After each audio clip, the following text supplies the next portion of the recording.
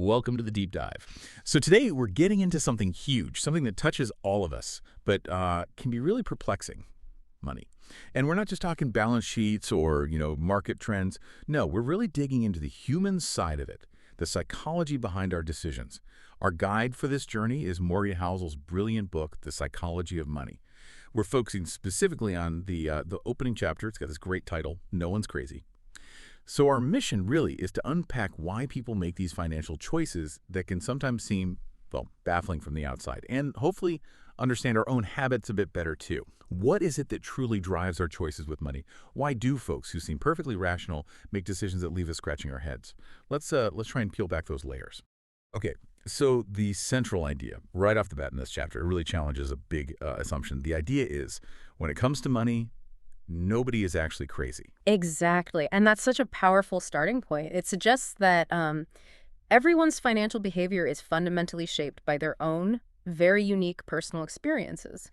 So what looks irrational, maybe even baffling to you or me looking from the outside, Yeah. is actually, well, a pretty logical decision if you see it through that person's specific history and circumstances. That makes so much sense. Logic is personal almost. It's not just about textbooks, is it? It's about, how we grew up, the economy back then, maybe big historical events we lived through. That stuff creates our financial blueprint. Precisely. The source really emphasizes that our economic thinking is deeply forged by the time, place, and environment we were raised in.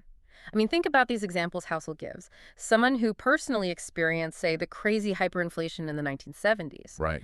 They might genuinely see gold as the ultimate safe haven, like the only true store of value, because that's what their experience taught them. Okay. But then take someone else, maybe someone who started investing right after the huge shock of the 2008 financial crisis. Yeah, I remember that. They might have this deep-seated fear, a real apprehension about the stock market, no matter what the recent data says. And the author argues, and this is crucial, that in finance, experience matters more than logic. Wow. Yeah, it explains how two people facing the exact same numbers, the same situation, can make completely different decisions. And from their own point of view, both decisions are perfectly valid. It's like they have different maps for the same territory. Different maps. I like that. It's such a strong visual. We do tend to think there's one right way, don't we? Right. But this opens it up to, well, countless valid ways, all just rooted in where you've been, makes you think about your own map. We often see ourselves as logical creatures, especially with something objective like money. Mm-hmm. Numbers are numbers, right? But is that the full picture? Well, the reality, as this chapter really digs into, is that our financial decisions are often way more emotional and behavioral than purely rational. Money isn't just numbers. It's tied up with our deepest feelings, Fear, greed, hope, and experiences. Just think. Someone who maybe grew up with very little. Yeah. They might be incredibly cautious, saving every single penny. Not just logically, but driven by this deep-seated fear of scarcity they might not even fully recognize. Man, that rings true. But then contrast that with someone raised in, say, a much wealthier family. Maybe they saw their parents take risks and bounce back, or they just always knew there was a safety net. Right. That person might be far more comfortable taking big financial risks. Same world, different emotional response based on experience. Yeah. It really makes you ask yourself, doesn't it? How much are your own decisions driven by emotions or past events you're not even consciously thinking about? That's a really probing question. And if experience is that powerful, what does it say about, traditional financial education? Right. The stuff you learn in school. Is that enough? Well, Housel puts it very provocatively. He says, finance is not taught well in schools because what matters most is not taught behavior. Ooh, that's a bold statement. It is. It suggests that while the knowledge is useful, of course, true financial wisdom, that deep understanding doesn't just come from textbooks. It comes from real-life engagement, from earning, spending, or suffering losses. Actually doing it. Exactly. It's the practical, lived stuff that really teaches us about our own behavior and others. So the lessons learned through life itself, the bumps and the wins, those are often the most impactful money lessons we get. That seems to be the argument, yes. The lived experience shapes the behavior in a way theory often can't. And, it's so easy to judge others, isn't it? We hear someone's putting all their money into crypto or maybe dumping everything into real estate. Oh, yeah, happens all the time. You immediately think, are they crazy? Right. We form an instant opinion, but the book urges us to stop and think. Everyone has their own unique mental economic situation, their own sort of financial mindset. We usually don't see the invisible stuff shaping their choices, maybe childhood fears, specific family experiences, long-term hopes they have. The hidden drivers. Exactly. Those are the powerful, unseen forces really steering the ship for them. That's a really important reminder. Pause before judging. Try to imagine the unseen factors. So if we were to boil down this first chapter, the core message is crystal clear. When it comes to money, no one is crazy. Everyone is just operating through their own lens of experience, and their decisions, however strange they seem to us, are usually a pretty logical result of that specific viewpoint. So the big takeaway for everyone listening then is empathy. Is that the key? I think that's exactly it. Empathy is absolutely key. If you want to truly understand financial decisions, whether they're your own or someone else's, you need that open mind. You need to be willing to try and see the wrong from their unique perspective. Wow. What an eye-opening way to start thinking about money. We've sort of uncovered that our relationship with it isn't really about cold, hard logic as much as we think. It's much more about our personal stories, our histories, those deeply ingrained experiences. No one's crazy. They're just working from their own map, shaped by their own journey. And understanding that, really internalizing it, can honestly change how you look at everything. Wealth, risk, even just, your daily spending. It hopefully fosters a bit more empathy, maybe cuts down on those snap judgments we all make. Definitely food for thought. And this chapter leaves us with this really interesting question to kind of mull over. If money is understood more through experience than pure logic, well, what does that mean for getting wealthy? Do you need more experience? Or is it about cultivating the right kind of mindset, regardless of experience? That's a great cliffhanger. It is, isn't it? We'll actually start digging into related ideas in our next deep dive. We'll be exploring the fascinating roles of luck, risk, and their effect on money. So, until then, keep asking the big questions. We often think success, it comes down to just pure hard work, talent, making the right calls, and failure. Well, that's usually seen as mistakes, bad judgment, maybe not trying hard enough. It's almost automatic how we view it. But what if that's, missing a huge piece of the puzzle? Today, we're doing a deep dive into Chapter 2, Luck and Risk, from the book The Psychology of Money. Our goal here is to really unpack these often invisible forces, luck and risk in money and success, and explore how understanding them might fundamentally shift how you see your own path and maybe how you view others too. Yeah, you've really hit on the core issue the source tackles. It argues pretty forcefully that ignoring luck and risk is, well, a big mistake. It causes us to misjudge ourselves, maybe take way too much credit for success, and definitely misjudge others, often being too harsh on their failures. Okay, so let's dig into this first big idea then. Success isn't just about grinding it out. The book claims luck plays a really substantial part. That feels counterintuitive to the whole pull yourself up by your bootstraps idea, doesn't it? It really does. And the author suggests many successful people weren't just the smartest or the ones who worked the longest hours. They were also, and this is crucial, kind of in the right place at the right time. That combination effort meeting opportunity is what the source frames as luck. Right. And the example used, which I found really striking, was Bill Gates. I mean, everyone knows him, genius, hard work personified. But the book talks about his luck. What was that specifically? Can you elaborate? Absolutely. It's a fascinating point. The book highlights that Gates got access to a school computer way back in 8th grade. Now, you have to remember, back then that was incredibly rare, like almost vanishingly rare for millions of kids. Wow, yeah. Didn't think of it that way. Exactly. So while he definitely worked incredibly hard, no question, and seized that opportunity brilliantly, that initial access, being at that school, having supportive parents, meeting Paul Allen, that was a massive stroke of good fortune, a lucky break. And the author is careful not to downplay the effort. It's not saying Gates didn't work hard. It's proposing a more complete picture. Success. Effort. Plus luck. Adding that variable. Precisely. It's about acknowledging that hidden variable, not taking anything away from the hard work. That definitely reframes things. It's not just what you do, but also the circumstances you find yourself in. Okay, so let's flip this. Let's talk about failure. We tend to equate failure with, bad decisions, messing up. Does the book agree with that simple equation? No, it really challenges that. It argues that just like luck boosts success, the flip side, risk, can cause failure even when someone does everything right, technically. The source is quite explicit. Not every failure stems from foolishness. Sometimes things just go wrong. That's a really important point. Can you give us the book's example of how risk can lead to failure even without a bad decision? Yeah, the scenario described as an investor. Let's say they do their homework, make a sound investment based on solid reasoning, but then, wham, a totally unforeseen market crash happens right after they invest. Bad timing. Exactly. Pure bad timing. The decision might have been smart, but the outcome was negative because of external, uncontrollable market risk. So the book warns against automatically labeling that person's decision as a mistake. It could just be risk playing out. Okay, this leads directly into another key warning from the source. Hmm. The danger of judging purely by the outcome, and also learning only from extreme examples. Why is that so critical for you listening? It's critical because outcomes, big success, big failure, are what we see. But the luck or risk involved, that's usually invisible.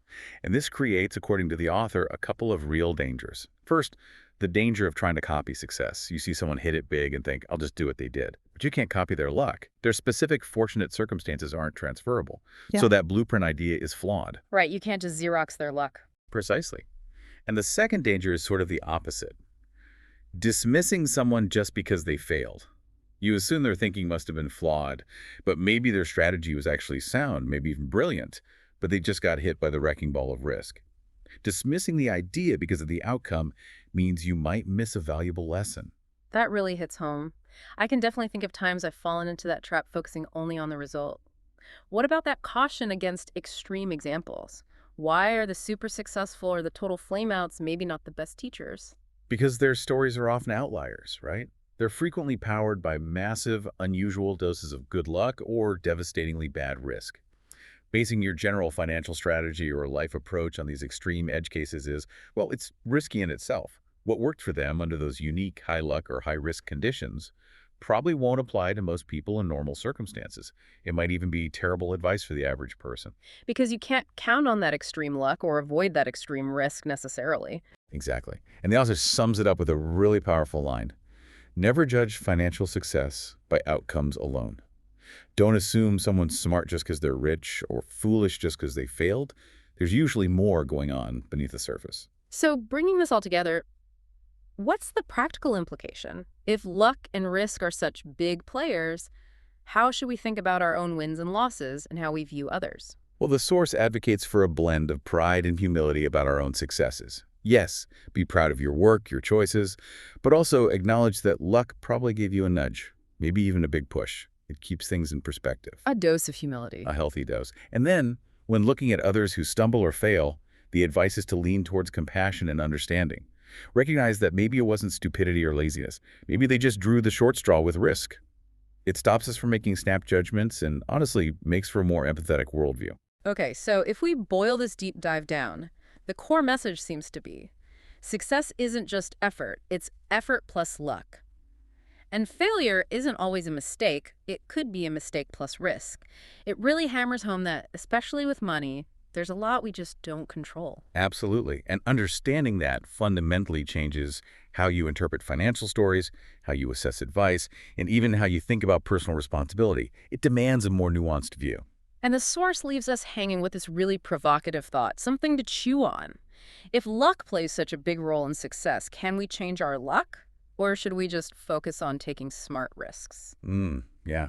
That question really opens the door, doesn't it? It pushes us to think about what parts of our financial journey we can actually influence and what parts we simply need to navigate or accept. It's about control versus acceptance. A really powerful question to mull over. We'll leave you with that thought until our next deep dive. Welcome to the Deep Dive. Today, we're cracking open Morgan Housel's brilliant book, The Psychology of Money. Great book. Absolutely. And we're focusing specifically on a chapter that, well, it really makes you think. Chapter 3, Never Enough. That's a heavy hitter. It is. Our mission today is basically to cut through the noise, get to the heart of one of life's big questions. When is enough, well, enough? It's a question that haunts a lot of people, I think. Totally. In a world that's constantly telling us we need more, wanting more, understanding true contentment feels almost radical, like a superpower. Yeah, like a secret weapon. Exactly. So this deep dive is kind of your shortcut to getting some clarity on that. It doesn't matter how much you have right now. Right. We're going to explore some surprising truths and some pretty stark real-world stories that really drive these lessons home. Let's get into it. Okay. So to kick things off, the book poses that central question, the one many of us wrestle with. How much money is really enough? It seems like it should be simple, right? Just pick a number. Yeah. But the reality, it feels way more complex than that, doesn't it? Oh, absolutely. It's not just complex. It's like the target is always moving, isn't it? Yeah. The book nails this. You think, okay, maybe 100,000, that'd be comfortable. Right. Then you get there and suddenly you're thinking, well, actually $500,000 would be really comfortable. Yeah. And then you hit $500,000 and suddenly 5 million sounds like the real goal. Yeah. It just keeps shifting. So it feels endless. It often is. And the core reason the author points out is, well, it's greed. That feeling just stops us from ever actually stopping the chase. There's a quote from Housel on this that just, it really lands. The hardest financial skill is getting the goalpost to stop moving. Okay, the hardest financial skill. Yeah, and think about what that means. It's not saying don't be ambitious or settle for less than you're capable of. Right. It's not about giving up. No, not at all. It's about consciously, deliberately choosing your own finish line. Understanding that chasing more forever often means you sacrifice things you already have. Things like your freedom, your peace of mind, maybe even your reputation. So that discipline, that awareness to set your own boundary, that's the real skill. That's what he's saying. That's the ultimate financial skill, yeah. That's a really crucial distinction, isn't it? Defining your finish line instead of just letting the race keep going forever. Exactly. And you mentioned sacrificing things. History is just full of examples where chasing just a little bit more led to huge losses, even for people who seem to have absolutely everything. It feels almost paradoxical, right? When you're already at the very top. Yeah. Why risk it? It truly is. And the author gives us two really powerful cautionary tales. First, you've got Rajat Gupta. Okay. This guy, he came from a middle-class background in India, worked his way up, becomes CEO of McKinsey, like the McKinsey, global top consulting firm. Huge achievement. Massive. By any normal standard, incredibly successful. Worth, estimates were over $1 billion. Wow. Okay. So definitely enough by most people's standards. You'd think. But despite all that, he gets involved in insider trading. Why? Because that billion wasn't quite enough. He wanted more, and that desire, it led him straight to prison. Unbelievable. Lost it all. Pretty much. Then there's the other story, Bernie Madoff. Ah, Madoff. Everyone knows that name. Right. Revered figure on Wall Street, one of America's wealthiest, most trusted investors. People threw money at him. But again, that same pattern. His greed for just a little more, it pushed him to run one of the biggest Ponzi schemes ever. Devastating. Absolutely devastating. Ruined thousands of lives, thousands of families lost everything. And Madoff, he ended up in jail for life. It's just staggering when you put them side by side like that. Isn't it? Both these men, they had it all. Wealth, status, influence, everything you could imagine. Yet that hunger for just a little more was the very thing that caused them to lose everything. It's such a stark warning. A really stark warning. So, okay, if people with that much wealth, that much success, still fall into this trap, what's the underlying driver? Why do we feel like we constantly need more, even when logic, might suggest we're doing fine? That's the million-dollar question, isn't it? Or maybe the billion-dollar question in their case. Right. The book's insight here is pretty clear. It comes down to comparison. Social comparison. We're constantly looking around, aren't we? Seeing people who seem more successful or richer or maybe just happier. And social media like Instagram just pours gasoline on that fire. Oh, totally. It's a highlight reel. Exactly. It constantly shows you someone who seems to have more, seems to be doing better, living a bigger life. Yeah.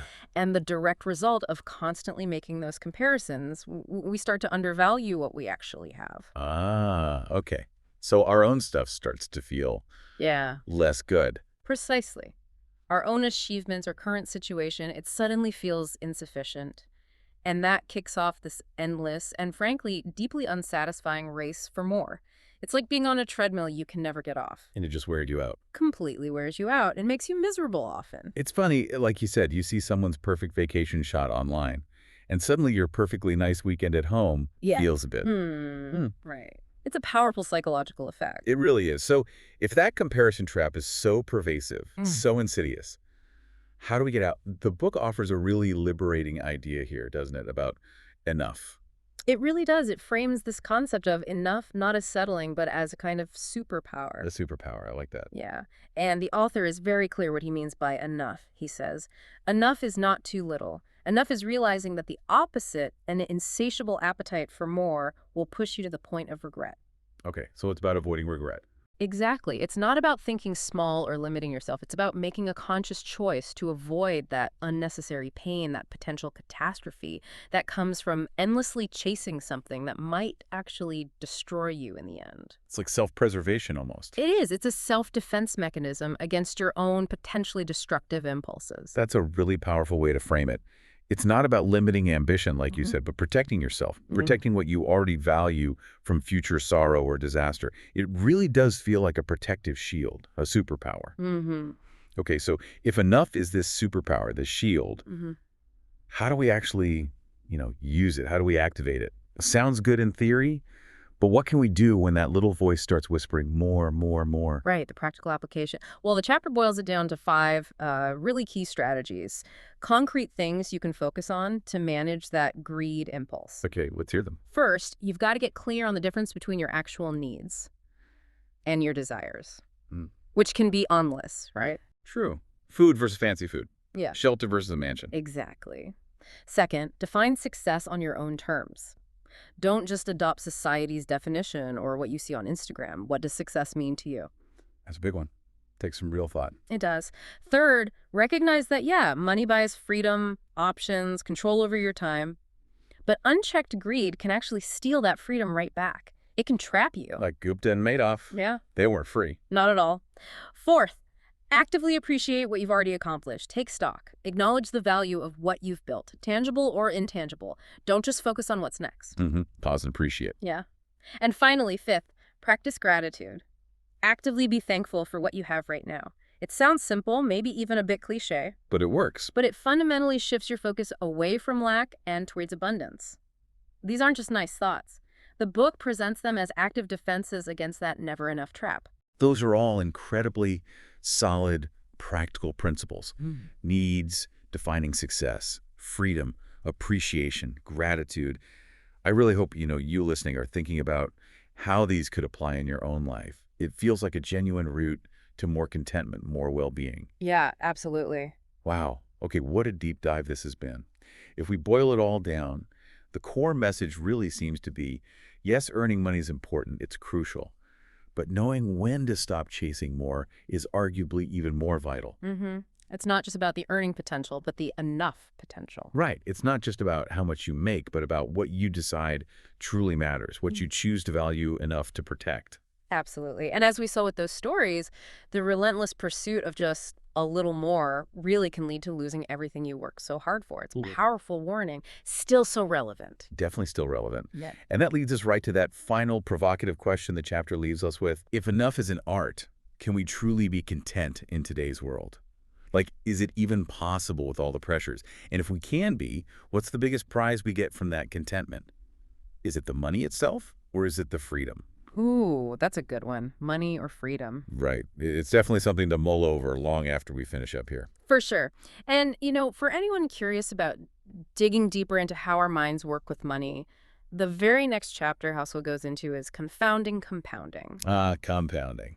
Always important. Always. And it connects right back to this, actually. It shows how these small, consistent decisions we make, driven by whether we feel enough or need more, can compound over time into massive differences in our financial lives and ultimately our sense of satisfaction and freedom.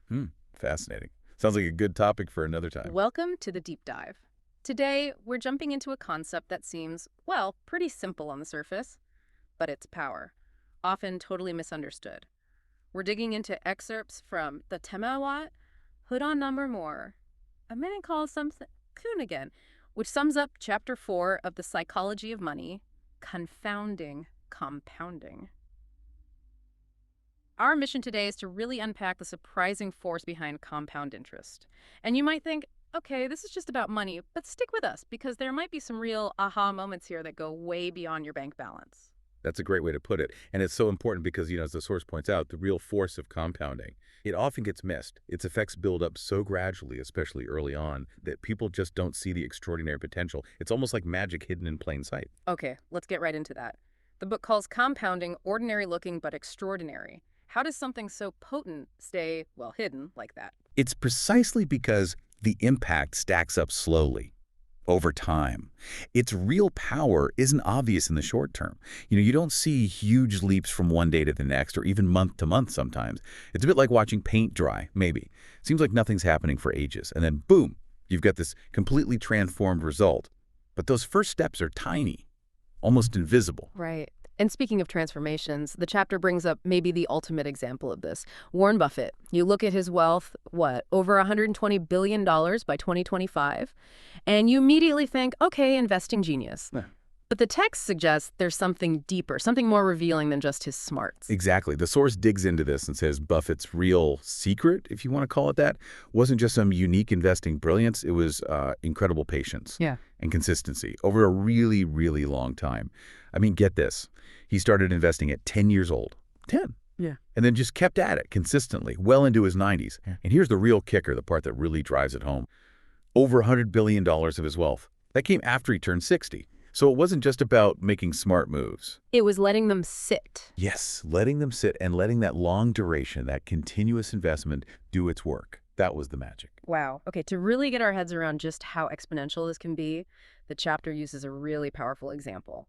Let's walk through it. What if you start with just one rupee, and you double it every single day? It sounds like almost nothing at first, right? A bit of a gimmick. That's the whole point. Yeah. It starts so small you barely notice. But the acceleration, it's kind of mind-boggling. So after 5 days, that euro is 16, still small. Double it for 10 days. Get 512, getting bigger. But push it out to 20 days, now you're over $500,000. So more than 5 lakh rupees. But wait for it. Keep that doubling going for 30 days. That initial 1 rupee, it explodes. We're talking over 1 billion rupees. That's over 100 crore. Incredible. From 1 rupee. Yeah, the lesson is just crystal clear. What looks totally ordinary, maybe even boring at the start, with patience, it becomes absolutely extraordinary, which, brings up a really important question. Right. If it's that powerful, why do so many of us struggle with it? Why don't we all tap into this magic? I mean, speaking for myself, it feels like, well, we want results fast, don't we? You absolutely hit on it. The chapter really pins it on that fundamental human thing, short-term thinking. We crave quick wins. We kind of expect our investments to show big returns in, a year? 2 years? And we get really jumpy, anxious even if things don't seem to be growing much after just a few months. Yeah. It's just completely the opposite of how compounding operates. It's almost like compounding is saying, look, just give me time. I'll deliver something amazing. Yeah. But we're often just too impatient to wait and listen. That's such an interesting way to frame it. And it pushes back against that common idea, that you need huge returns to get wealthy quickly. What's the alternative perspective the book offers? Does it redefine what we should be aiming for? It really does. The author gives a great illustration. Someone investing for, say, 10 years with a solid 15% return. Yeah, they'll do well, make good money. But now compare that to someone investing for much longer, maybe 40 years, but with a more, let's say, modest return, like 8%. That person can actually become a millionaire. So the big takeaway is that the length of time, that long horizon, is often way more critical, more impactful than just chasing after incredibly high returns, which often come with a lot more risk anyway. And what's really fascinating here is how this whole idea stretches way beyond just finance. And that's where it gets really interesting, broadening things out. The chapter makes this profound point. Compounding isn't just about money. It applies everywhere, in so many critical parts of our lives. It really does. The book lays this out beautifully. Think about knowledge, right? If you commit to just reading a little bit every single day, maybe one good article or 10 pages of a book doesn't sound like much, but over a year, that's hundreds of articles, thousands of pages, over many years. That consistent small input builds up into this mountain of knowledge, deep expertise you just can't get quickly. Like building expertise brick by brick. Exactly. Or think about relationships. Those consistent small efforts, really listening to someone, showing up when they need you, offering support. Tiny acts, maybe, but compounded over years. They build incredibly deep, strong connections, the kind that really matter. It works for habits, too. Health, doing a little exercise consistently over years builds a strong body. Saving a little money daily leads to wealth. Small efforts, consistently applied in any area, they compound into remarkable results. So if we boil down the core message from this chapter, it's basically that compounding is slow, almost invisible at the start. But the effect, given enough time, is just explosive. Absolutely. And unlocking that explosion, harnessing that power. It comes down to, well, three key things the source highlights. Patience, discipline, and just the sheer ability to stick with something for the long haul. Yeah. This whole deep dive into confounding compounding, it really hammers home how powerful those subtle, consistent efforts can be. We really hope thinking about this encourages you, the listener, to reflect. Consider how these ideas might apply not just to your finances, maybe, but to all sorts of corners of your life. And it leaves us with that really thought-provoking question from the source material, doesn't it? It asks, if time is the biggest secret of compounding, is our most valuable asset actually money? Or is it time? hmm And it adds, are we investing our time correctly? That is a powerful question to sit with, really makes you think. And it sets up the next logical step perfectly, doesn't it? Which the source delves into next. That crucial difference between just getting wealthy versus the often harder challenge of staying wealthy, earning it versus keeping it, definitely something to look forward to exploring. Welcome to the deep dive. We're here to sift through the sources, pull out the really key insights, and maybe uncover some things that surprise you. Today, we're diving into something many of us, well, we tend to mix them up. Getting wealthy versus actually staying wealthy. Our source for this deep dive is Chapter 5 of Morgan Housel's great book, The Psychology of Money. Specifically that section, Getting Wealthy versus Staying Wealthy. Yeah, and our mission, really, for you listening, is to get to the heart of it. Find those crucial ideas, those maybe surprising facts in the text. We want to give you a bit of a shortcut, to understand what building lasting financial success really takes. Not just getting rich quick, because there's this common idea out there, isn't there, that getting rich and staying rich are, well, basically the same thing, use the same skills. But as we're about to explore, the author calls them completely different arts. That phrase really jumps out, completely different arts. It's not subtle. It suggests it's a fundamental split, like playing two totally different games with your money.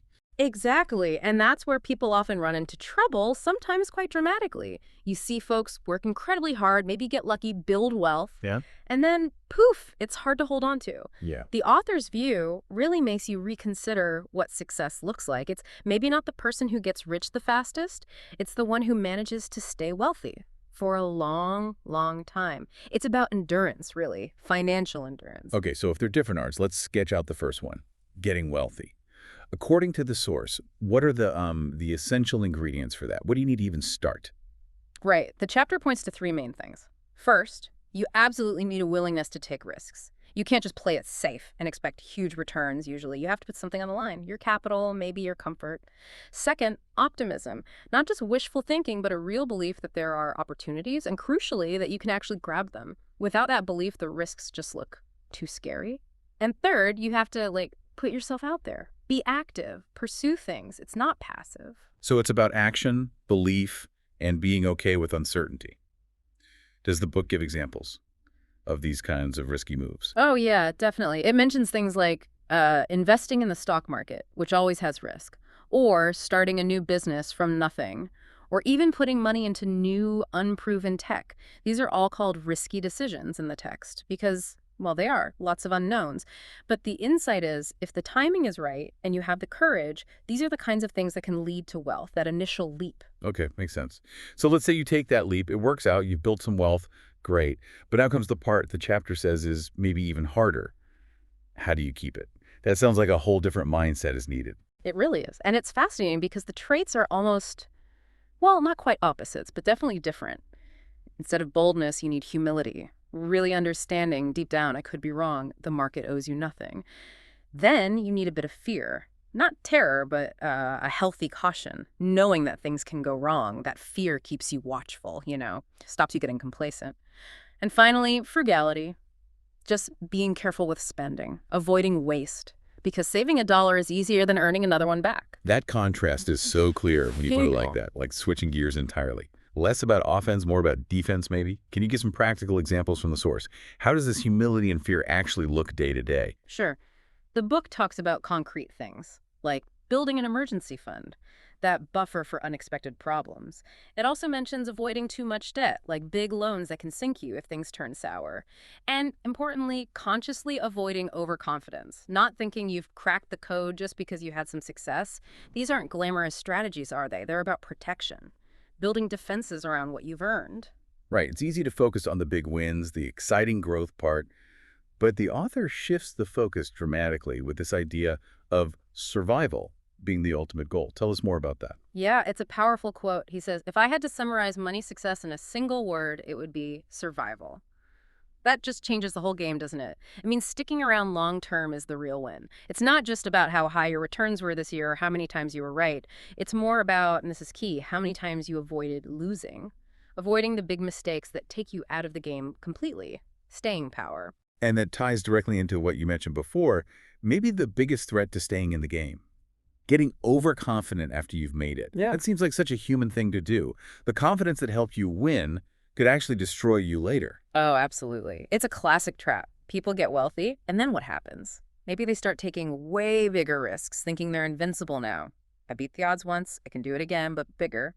Or they adopt this really expensive lifestyle that just eats away at their capital. Confidence is vital to get started, like we said, but it can easily curdle into arrogance. And arrogance leads to falls. The chapter really hammers this home. Those who fear even after winning are the ones who stay in the game for a long time. It's that humility, that caution that becomes your shield for the long haul. Okay, that distinction is crucial. Could you maybe just lay out those two mindsets side by side? Getting rich versus staying rich, just to make it crystal clear. Sure, let's contrast them directly. The getting rich mindset is about boldness, taking risk, optimism, moving fast, seizing opportunity. It's aggressive. Then, the staying rich mindset needs prudence, caution, good judgment, avoiding risk where possible, realism mixed with that humility we talked about, and moving slowly and steadily. It's a marathon mentality, not a sprint. Less about flash, more about steady progress and not falling down. So boiling it all down, the core message seems to be earning it is one challenge. But managing it, saving it, protecting it, that's what makes you a true champion in the long run. It's the whole journey. Exactly. The author sums it up perfectly with that line, getting rich is hard, staying rich is harder. It's a sobering thought, really. The job isn't done when you reach a certain number. In some ways, the harder part, requiring different skills, is just beginning. Wow. That really reframes the whole idea of financial success, doesn't it? Away from just accumulation towards resilience, longevity. And it leaves us, and you listening, with a really potent question from the book to think about. Yeah, the author poses this, and it's quite challenging. If staying rich is tied to ordinary thinking and fear, do most of us lose our wealth after getting rich, and we don't even realize it? A question that really makes you pause and think about your own mindset, your definition of wealth, and what it truly takes to endure. We hope you'll mull that over. Thanks for diving deep with us today. So have you ever, looked at someone who maybe made a fortune really fast and then somehow it just disappears? Or on the flip side, wondered why some people seem to just consistently build and, more importantly, keep their wealth? Yeah, it's a common observation, isn't it? Definitely. And that's exactly what we're diving into today. We're looking at the psychology of money, specifically this really, really interesting split between getting wealthy and staying wealthy. Right. Our mission basically is to unpack the ideas from a key chapter in The Psychology of Money. It's the one called Getting Wealthy versus Staying Wealthy. A great chapter. It really is because, so much focus goes on how do I get rich? How do I make that first million? But maybe the real secret, the long-term play, is actually something else entirely.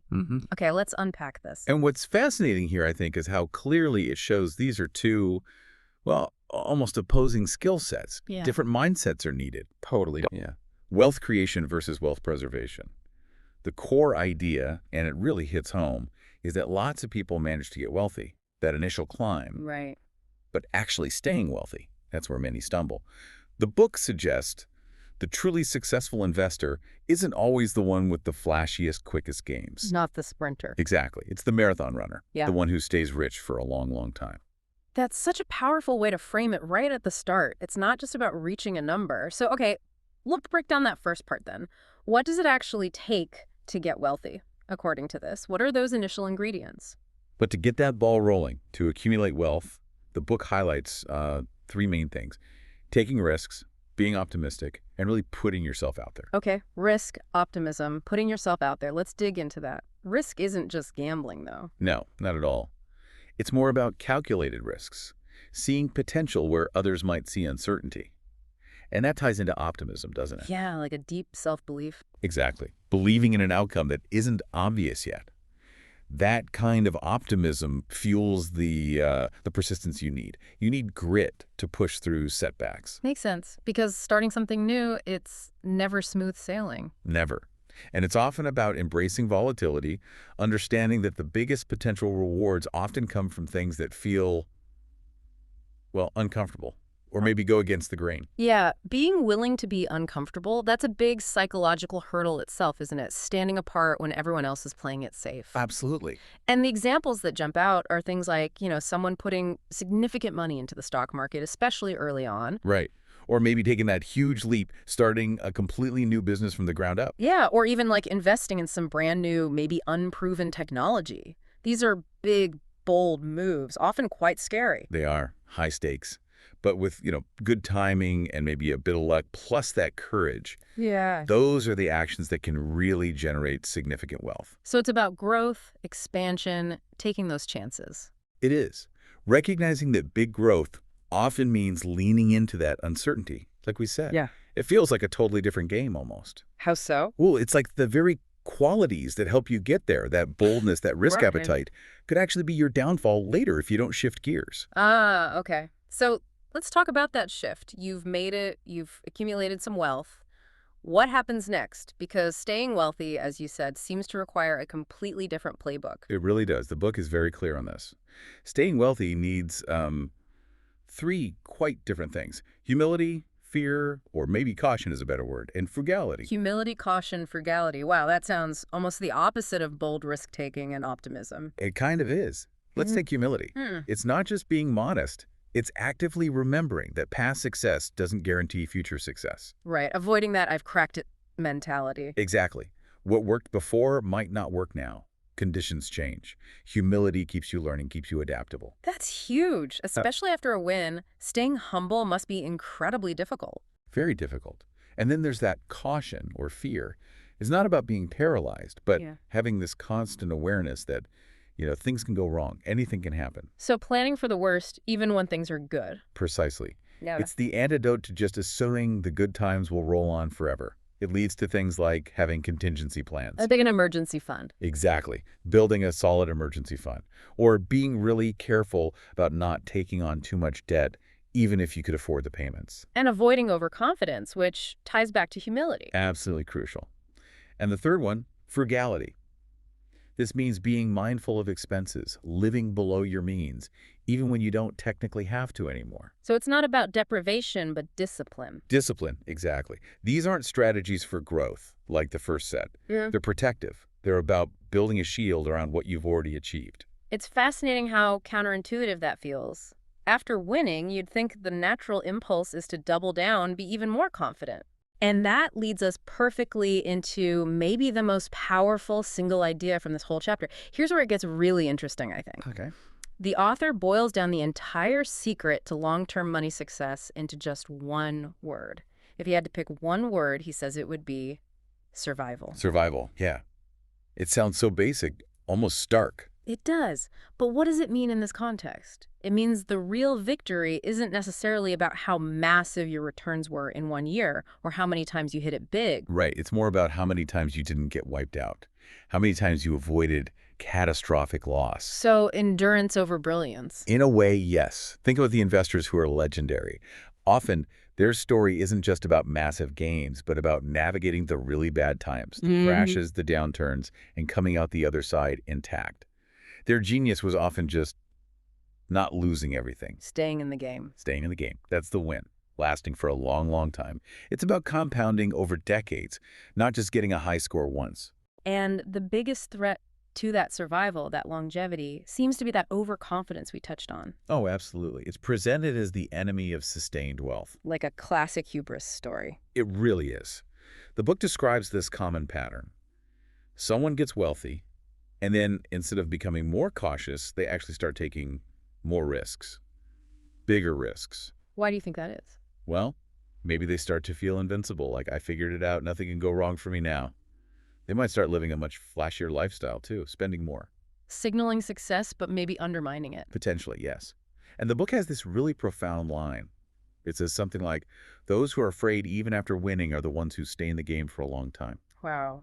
Fear is a virtue for staying wealthy. Yeah, or at least a healthy respect for risk. It really makes you pause and think about, well, human nature, doesn't it? How we handle success, how easy it is to become complacent, to forget that luck plays a role and that things can turn. It's a sobering thought that the mindset that helps you climb the mountain might actually push you off the other side if you don't adapt. Exactly. So let's crystallize this. What does this all mean when we put these two mindsets, getting rich versus staying rich, right next to each other? What's the fundamental contrast? Okay, so on one hand, you have the getting rich mindset. That's characterized by things like uh, boldness, right? Courage. Courage, embracing risk, definitely optimism, maybe even borderline over-optimism sometimes and needing to move fast, seize opportunities. It's about offense. Expansion, growth, taking ground. Right.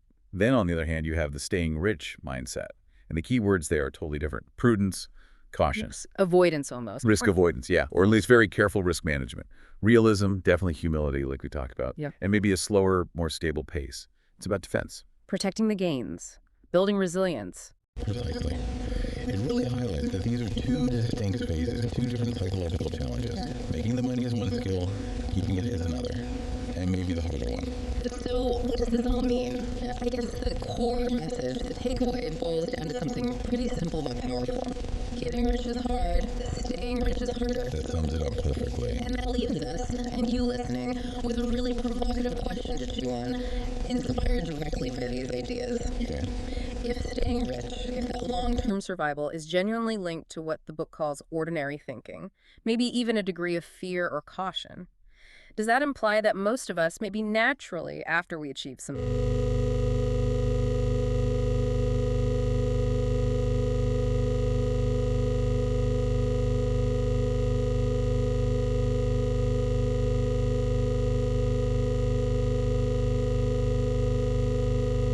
Welcome to the Deep Dive. Today we're digging into a really fascinating idea from the book, The Psychology of Money.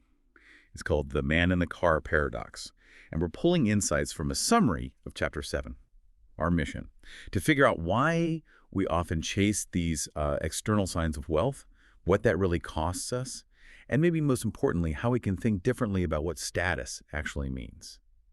Okay, let's unpack this. What happens when we try to, buy respect? And why does it often seem to backfire? You know how it is, right? You're out somewhere, you see someone driving a super flashy car, maybe a really expensive suit, where you walk past this huge house, and that first thought just pops in. Wow, that person, they must be really successful, really impressive. Yeah, and what's so interesting there is that feeling is the man in the car paradox the book talks about. We think we're impressed by the person, but actually, we're impressed by the thing, the car, the house. It's kind of an illusion, one we don't often stop to think about, We just project onto the object. Right, it's like a mental shortcut that misses the mark. We see the shiny object, we assume a shiny person. But the book digs deeper, doesn't it? It talks about why people buy these things. Yeah. It's often this hope that others will see the stuff and think, wow, they must be rich. And that somehow translates to respect, to status. But does it actually pan out that way? What's the disconnect the book highlights? Well, that's exactly the paradox. The source puts it really clearly. It says something like, people tend to want wealth to signal to others that they should be liked and admired. But in reality, those other people often don't admire you. They admire the thing you bought.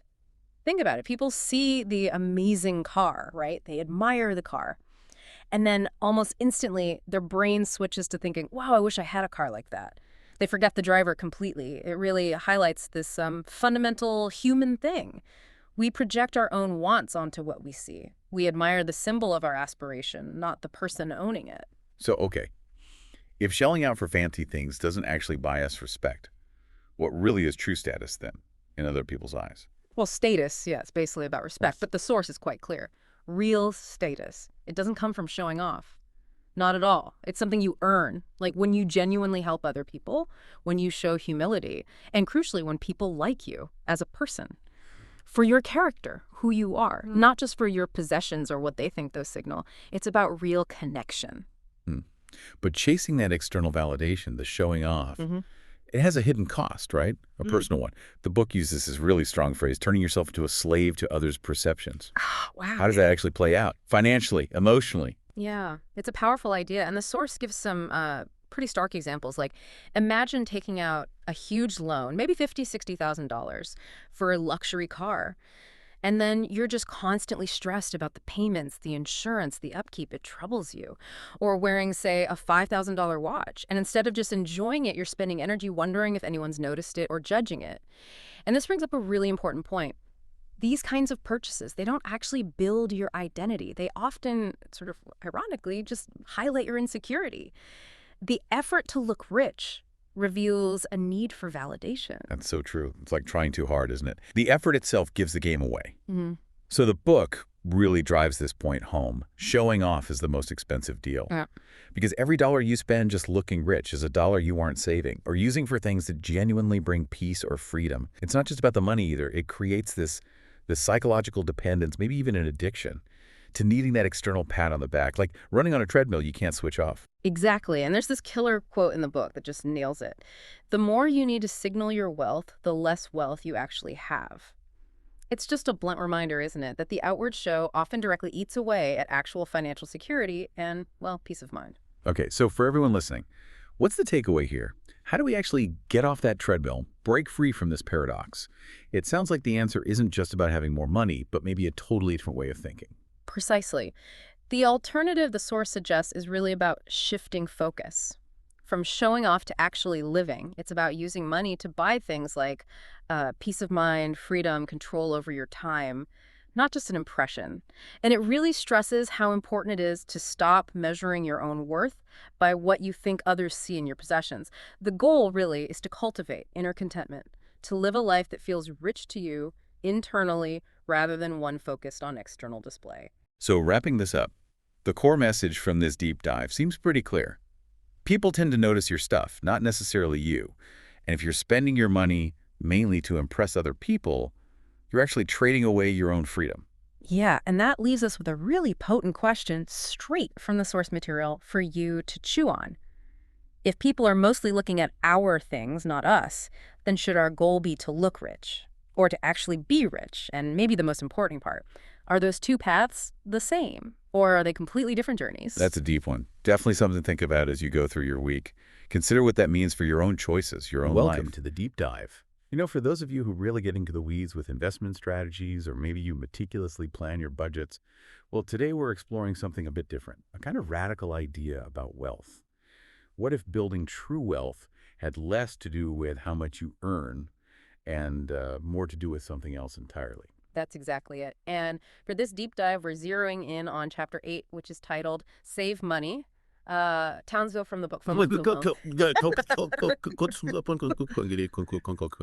That translates to save money, the path to financial freedom. Our mission today is really to unpack the key psychological insights from this chapter about, well, saving money. And the core message hits you right away, doesn't it? It challenges a lot of, conventional wisdom. It says, earning money is important, but saving money is even more important. That's quite a statement, especially when so much focus is usually on boosting income. So yeah, let's dig into why the author put such a heavy emphasis on saving. It's pretty common to hear people say things like, oh, I can't save right now, I don't earn enough, or maybe saving, that's for people who already have high incomes. That's a pretty standard belief, isn't it? It really is a pervasive one. But what's fascinating, and what the author does here, is directly challenge that idea. The book states, building wealth has little to do with your income or investment returns, and lots to do with your savings rate. That just completely flips the script, Right. It means your real financial muscle isn't just the number on your paycheck or even how well your investments do. It's fundamentally about how much you manage to save from what you earn consistently. That's a huge distinction. So the focus shifts. It's less about the raw income figure and more about the proportion of that income you keep. It sort of implies that even for sophisticated investors, this basic habit, the psychology of saving, is really the bedrock, like before anything else. Precisely, the foundation. Okay, so moving beyond just like the mechanics, it's easy to see savings as just, numbers piling up in an account.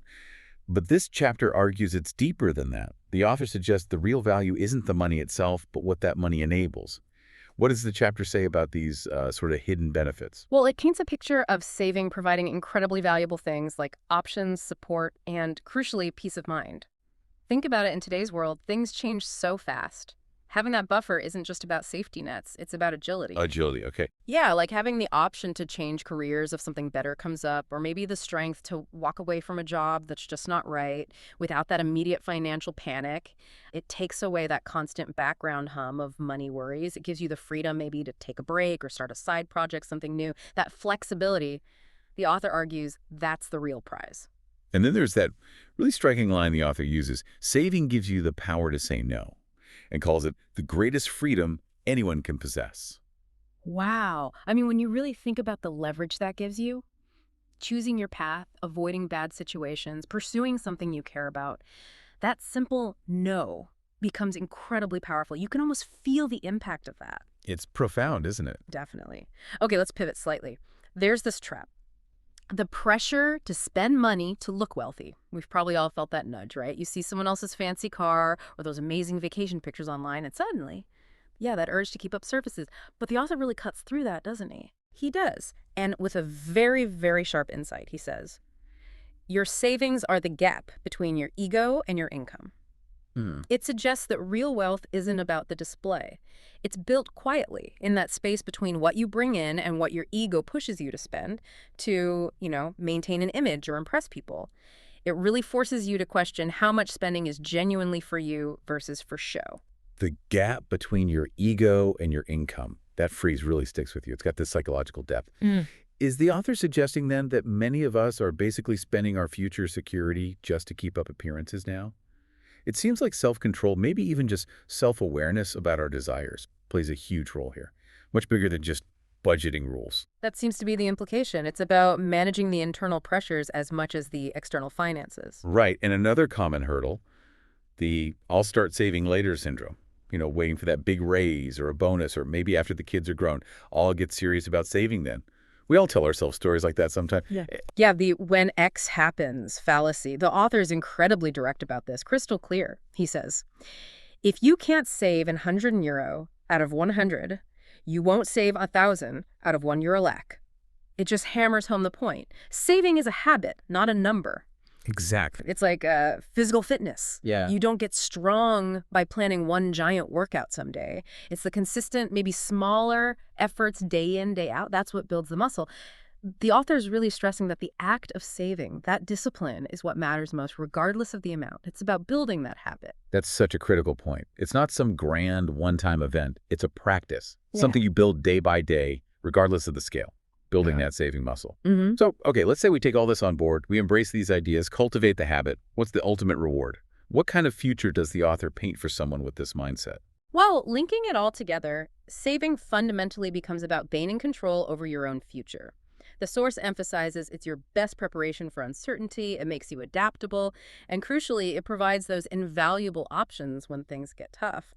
The book explicitly says these options are more valuable than wealth itself. More valuable than wealth itself. Yeah, so it's less about just stacking cash and more about designing a resilient life. Okay, so pulling the main threads together from this chapter, it's clear the message is savings aren't just about the money. Not really. They're the bedrock for your freedom, your security, and your genuine peace of mind. Absolutely. And the final crucial takeaway from the source, the line that really ties it all up, is without savings, no financial plan is complete. It's non-negotiable. The starting point for everything else. This has been fascinating. It really does peel back the layers on saving, transforming it from what feels like a chore into something, well, incredibly empowering. It's not just putting money aside. It's actively building a life with more choices, less stress, and, yeah, that profound sense of real freedom we talked about. And thinking about all this naturally leads to a really important question, one posed directly in the book for you, the listener, to consider. If savings are so important, why don't most people save? Is the habit of saving taught or self-learned, and can this habit change your destiny? Those are powerful questions to sit with, aren't they? Really makes you think. We hope you'll reflect on them and what they might mean for your own journey. Thank you for joining us on this deep dive into the psychology Welcome of back to saving the money. Deep Dive. Really glad you could join us again. Yeah, Okay, let's unpack this. Today, we're digging into a really core idea from The Psychology of Money. We're looking at Chapter 9, which has this, well, pretty bold title, Reasonable Rationale. Greater than rational, yeah. It catches your eye. It really does. And our mission here isn't just, defining terms. We want to explore if This whole idea of being a perfect financial computer, if that's actually holding us back. We all try for those logical, analytical decisions, right?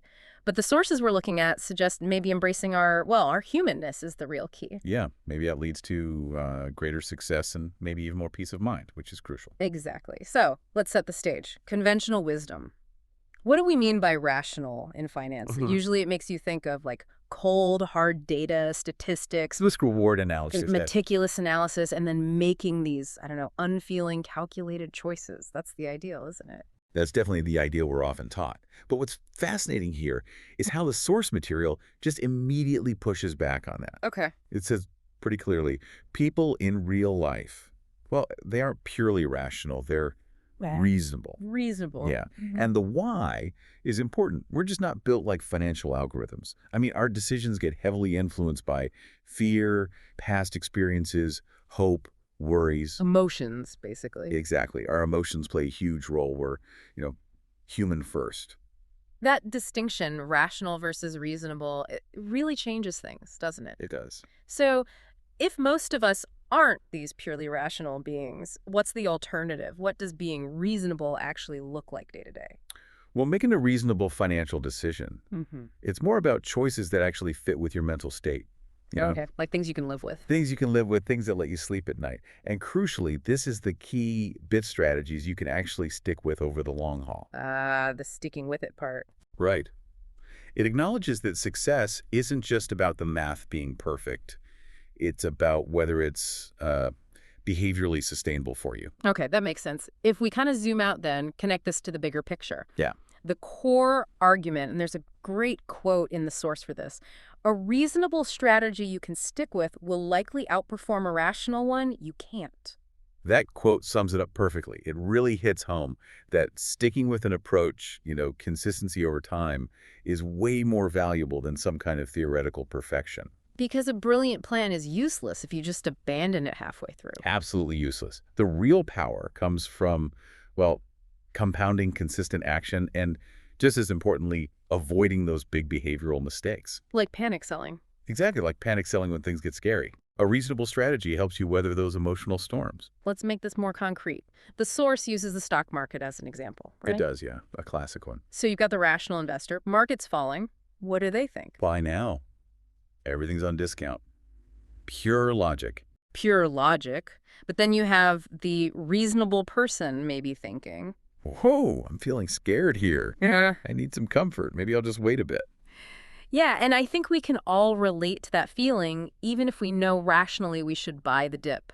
When it actually happens. That rational brain can suddenly go very quiet. Exactly. And that's the paradox, isn't it? The rational approach sounds great, but it fails if fear makes you sell at the bottom instead of buy. Right. Whereas the reasonable approach, even if it looks less optimal on paper in that moment, it leads to sustainability, it leads to peace of mind, because you're not fighting your own gut reaction so hard, you break.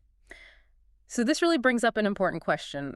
Why do we react so differently? Why does one person see a dip as an opportunity and another sees it as, the end of the world? And the source dives into this. It makes it really clear that our personal experiences profoundly shape how we see money and how we make decisions. Yeah. Think about someone who maybe grew up during the 2008 crisis. Their outlook is going to be different. Completely different from someone who maybe saw friends get rich quick in the crypto boom, for example. Or someone whose parents were constantly struggling with debt. These unique histories, these personal backgrounds, they explain why two smart people can look at the exact same economic situation. And do completely opposite things. And do completely opposite things, yeah. Because their emotional landscape, their learned responses are just fundamentally different. That's a really powerful point. But if our history is so influential, how do we stop those deep-seated emotional reactions from making us do something unwise, even if the wise thing feels uncomfortable? That's the million-dollar question, isn't it? So what does this all mean for you, the listener, on your financial journey? Well, the source's conclusion is actually, I think, quite liberating. It basically says financial success isn't really about having perfect spreadsheets or being the smartest person in the room. Okay, so it's not about IQ points. Not primarily. It's much more about consistent habits. It's about patience. It's about discipline. Boring stuff. Sometimes the boring stuff. But the really powerful takeaway, I think, is this idea Be a better human in money matters, not a better computer. A better human, not a better computer. I like that. Yeah, it's about understanding your human tendencies, your emotional limits, and then designing a financial life that actually works with them instead of constantly fighting against your own nature. That feels like a much more achievable goal, honestly. It's a real shift. So just to kind of wrap up the chapter's main insight, it sounds like you don't need to be perfect. You don't need the absolute optimal strategy. Right. What you do need is a path that's, let's say, wise enough, good enough. Good enough, yeah. And crucially, one you can actually follow for the long run. Durability, that ability to stick with it, which comes from being reasonable. That's ultimately better than pure cold logic when managing money. Wow. Okay, so that brings us to the end of another deep dive. We've really explored why maybe putting reasonable ahead of rational in finance, it might actually lead to more success and definitely more peace of mind. Yeah, because it doesn't ignore the huge role of human emotion and behavior. It works with it. It really challenges that standard financial advice sometimes. So here's a final thought, something provocative from the source for you to chew on. Okay. If reasonable thinking really is better than rational thinking, should financial planning be learned mostly from books and models? Or should we focus more on understanding our own habits, our own emotions? And maybe, do those emotions actually steer the ship when it comes to our wealth? That is a question worth sitting with, definitely. Makes you think. It does. And just as a little teaser, if you're curious about digging deeper into why perspectives differ so much, our next deep dive, also from this source, is called You and Me.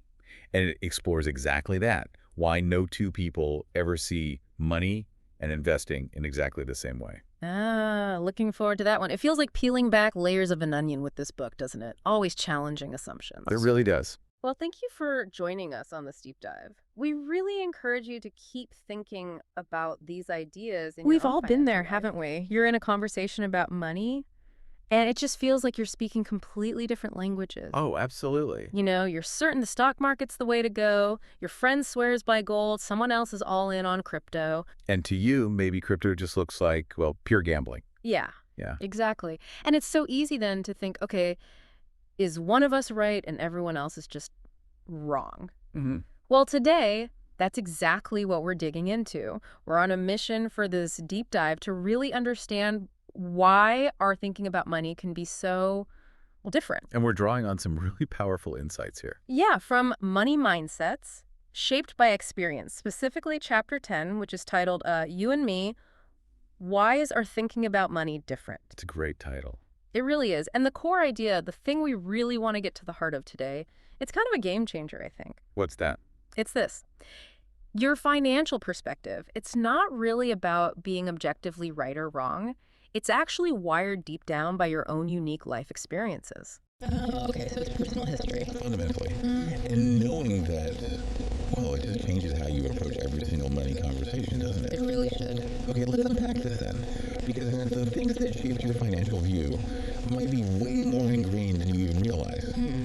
I mean, just think for a second. How powerful are those big external events?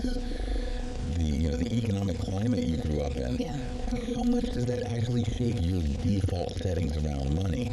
Maybe almost without you Consciously knowing it. Oh, it's huge. Just massive. The period you come of age in, financially speaking, it really does shape so much of your outlook. Can you give an example? Sure. So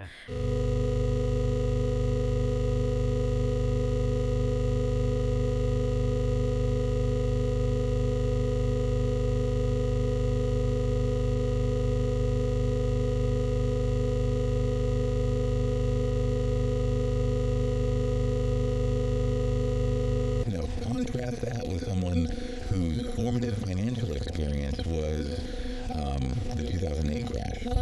Okay, different story. Totally different. They might just have this inherent deep-seated wariness about the stock market. Too volatile, way too risky based on what they saw. Right. And then flip it again. Think about people who maybe mostly experienced the big market boom after, say, 2010. Yeah. Their main experience is growth, right? So it follows They might be much more comfortable, maybe even eager to take on bigger risks. wow. So it's like the era itself just imprints on you. Yeah. Financially. It really does. It forms that kind of foundation.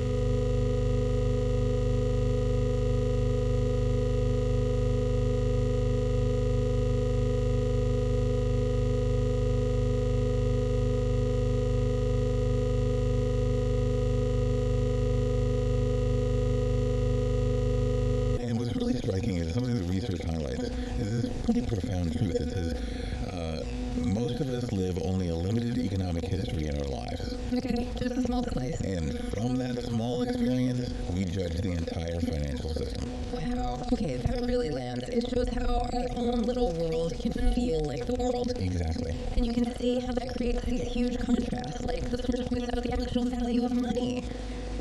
It's just going to be different for, say, a farmer. Yeah, completely. Tied to weather, crops, Compared to maybe a software engineer with a steady paycheck. different realities. Or think about a kid born into, serious wealth versus someone who grew up with very little.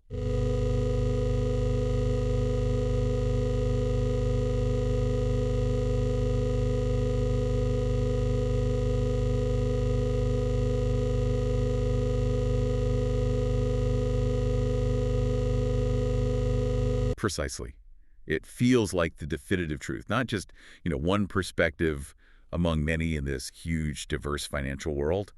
We naturally extrapolate from our own lives. And this leads perfectly into the next point, which I think is really key. Mm-hmm. How often do we catch ourselves, maybe even silently, judging other people's money choices? All the time. Right. You hear yourself thinking, why on earth are they pouring money into crypto? Are they nuts? Or why would anyone keep money in a fixed deposit? The returns are terrible compared to stocks. Yeah, we jump straight to judgment, don't we? We do. And this is where the chapter offers this really powerful, almost liberating idea. Which is? No one is crazy. We all make decisions based on our unique experiences. And that just reframes everything. How so? Well, it means instead of that instant judgment of someone else's strategy, Yeah. that's dumb. Yeah. The first step should be trying to understand their perspective. Where are they coming from? Their choices probably make perfect sense within the context of their lived economic reality. So seeing it through their eyes first. Exactly. And once you kind of see that, the judgment often just it dissolves. So maybe the next time you hear about a financial move that sounds totally off the wall to you, take a beat. Ask yourself, could there be a reason rooted in their experience that makes this logical for them? It really changes that internal conversation, doesn't it? It does. And that shift is so important because it really highlights how we interpret the same information differently. Okay. The source gives this great example. Imagine two people. They both read the exact same news headline. Market down. Okay, simple fact. Market's down. Right.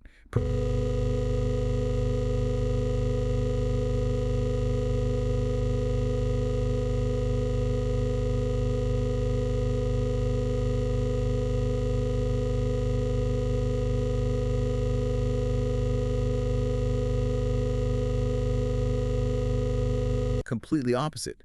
They see a chance to buy assets cheaper, maybe because their experience tells them dips are usually temporary, part of the cycle. That's actually pretty amazing when you think about it. Isn't it? The same single piece of information, the same truth, leads to diametrically opposed, but you could argue equally valid conclusions. Exactly. It Yeah. just demolishes the idea that there's always one single right way to react financially. So why does that divergence happen? Well, it's because everything else about them is different, right? Their past experiences, maybe their age, their current financial goals, their risk tolerance, it all feeds in. Got it. It's just a perfect demonstration that, as the author puts it, a single truth can be different for two people, and both can be correct from their respective perspectives. It's not about right versus wrong, it's about the lens. Precisely. The unique lens formed by their life. Okay, so if this is fundamentally how our financial minds are wired, what does this actually mean for us day to day? What's the takeaway? How do we navigate these differences, not just when we see them in others, but maybe even recognizing them in ourselves? Well, the practical solution offered in the book is actually profoundly simple, really. It comes down to empathy and patience. Empathy and patience. Yeah, if we truly internalize this idea that everyone's financial thinking is a product of their unique journey, it just naturally leads to some really positive shifts. For one, you'll find yourself judging other people way less. Okay, if that makes sense. Your conversations about money, They're likely to become much more constructive. Less about winning an argument, more about actually Like understanding. moving from debate to dialogue. Exactly. Yeah. And maybe most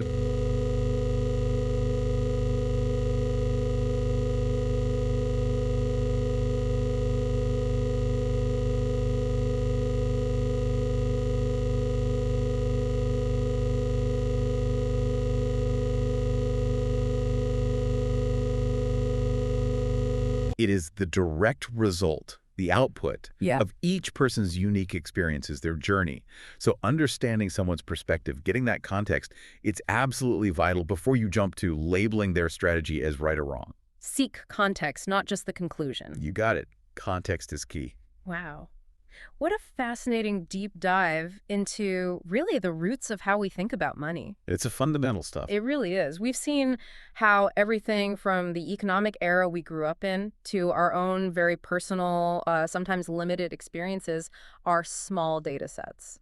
How they fundamentally shape our approach, leading to all these diverse, sometimes conflicting, but ultimately maybe equally valid ways of handling money. Yeah. It genuinely makes you look at every financial decision, yours and others, a bit differently, doesn't it? Absolutely. And it leaves us, and you listening, with this really potent question to think about. It's straight from the source. Okay, what is it? If every person's financial thinking is shaped by their experience, can we truly learn from others' mistakes?